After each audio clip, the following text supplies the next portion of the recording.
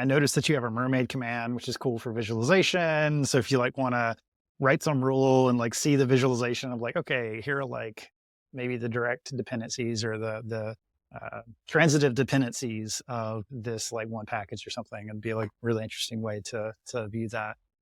But you have a GUI that you're showing some of the stuff in and giving more capabilities for, and I think that GUI is like a sort of a next level of like a vision of what this client could be or what a holistic client could be. So, what are your goals there? What are you trying to do, and what does it do today? Yeah, so we kind of went back to first principles in terms of what we wanted ourselves. I know I consider myself to be a full stack developer. I used to love to, I aspired to be a unicorn in that was doing front end as well as back end. I've always been really jealous of the developer tools experience we have in the browser. And so the GUI experience for us was a way to try to unlock what I felt like we had been hiding from so many developers, at least in the server-side JS realm, where I'm sure you've seen the meme, the most massive thing in the universe is your node modules, like this black hole, and then it's your node modules folder. That always made me sad, as somebody who was like leading the charge with NPM, and I turned around the ship a bit there. We had gained, better adoption. I always felt we did a disservice to the ecosystem by not allowing developers to feel inquisitive and learn more about what was in node modules. It should not be a black box, essentially.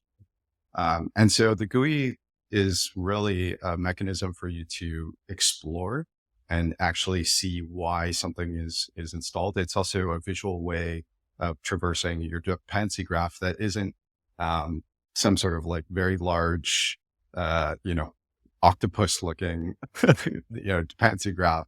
It's actually, it's a interesting sort of 3-column traversal for nodes, like edges in and edges out for nodes in the depth graph. So we actually think it's a really unique way to visualize nodes in your project or your dependency graph. And so you can see your dependencies on the right-hand side, the currently selected dependency or the list of dependencies that are selected, and then any ancestry. So you can quickly click around and navigate. The really interesting part here is that as you're clicking around and using the GUI, is that we update the query selector. So if you're not very familiar with CSS, let's say, you are basically given a breadcrumb for how, to essentially find that exact same query again. And you can share that with your team. You can essentially use it again in, running tasks or, using it to filter projects for any kind of reason. We look at it as sort of like the first step towards like making it super easy for you to build reusable sort of queries in the future. And we're doing some work right now to make that experience even better. But yeah, we think the GUI is just the getting started in terms of the opportunities of essentially appending even more and more metadata to each one of the views that you see for your dependencies.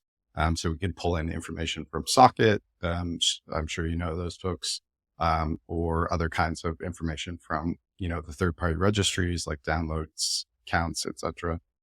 So we imagine that to get more and more, be like more of a rich experience than you see today with like the NPM registries, public facing website. Yeah, I was playing around with it, and like immediately I found the use for it because I was just like installing random dependencies to see what the lock file looked like and just kind of like gauge what was happening. And I accidentally installed next.js instead of next.js. And because of the tool, it was like immediately apparent that, oh, this is just like some random library that somebody put out that has no relation to what I was actually wanting to install. So like I can see like there's so many layers that you could add on top of that to make that experience even more awesome. Yeah, we think we're just getting started with it. Like we're super excited about what we'll be rolling out. Like there's so many what we consider to be like there's 1,000 paper cuts.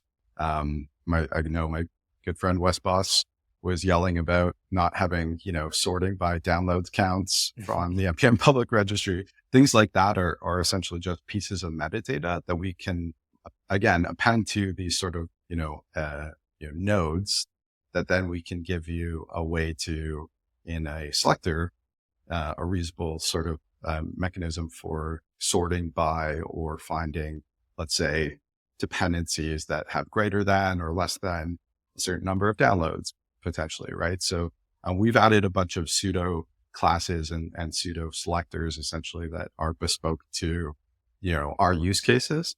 But we imagine there's even more like, download counts or, in the case of, let's say a typo squat, we can pull in information from third parties that are willing to integrate with us, including someone like Socket, to grab that kind of metadata and then provide you with, again, a way to filter or sort or search for that.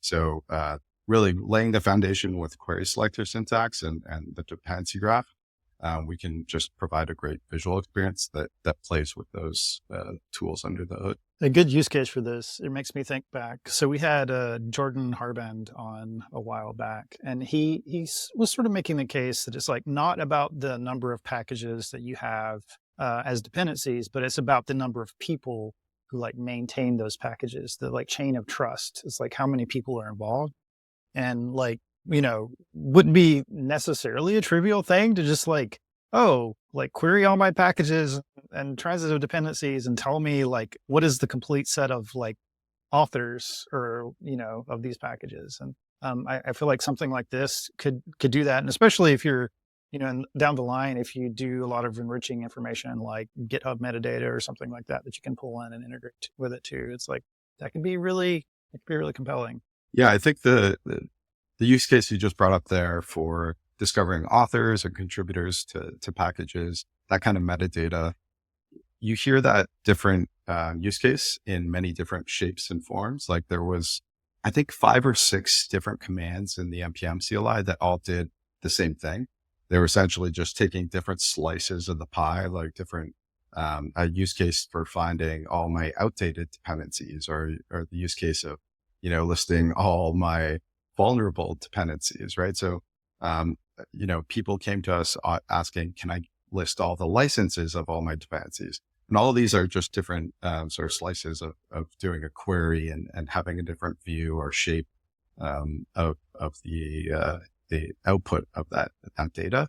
And so by providing a really like expressive and I think fundamental new language, I think we can unlock a lot of, a lot of use cases we haven't even thought about. So like just providing a way for you to get that metadata or search by that metadata is I think going to unlock things for the ecosystem. So we aren't the blocker anymore. You're not waiting for somebody to implement a new flag or a new command to get, all the authors, list all the authors of all their dependencies.